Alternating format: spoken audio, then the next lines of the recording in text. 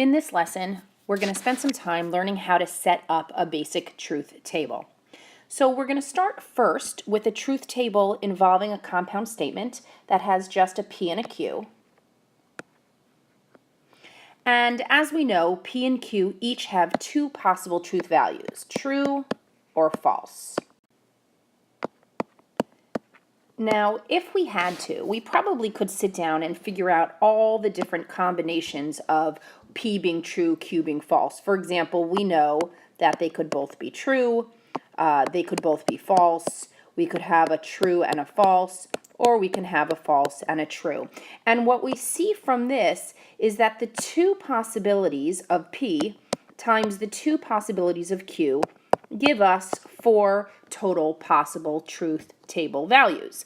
The problem is that when we set up our truth table, we need to be sure that we're setting it up the same way every time. So it's very important to have a sort of uniformity in setting up our truth table. So for P and Q, here is what we are going to do.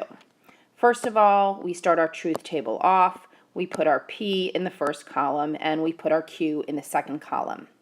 So for P, and you're going to do this every time you set this up, we are going to do true, true, false, false.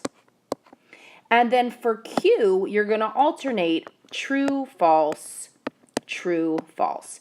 And in this way, we will have made sure to cover all 4 of the different possible values we need, except that every time you set up your table, it's going to look exactly the same.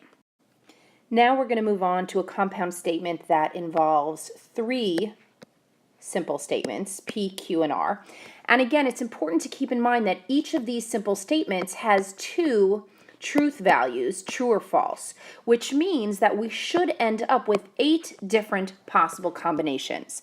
So we need to set this up very carefully to ensure that we have uniformity every time.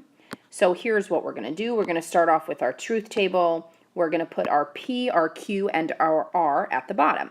So for P, it's very simple. We do 4 true, and then we do 4 false. For Q, we are going to alternate 2 true, 2 false, and then again 2 true, 2 false. And then for R, we are going to alternate one after the other, true, false, true, false, true, false, true, false.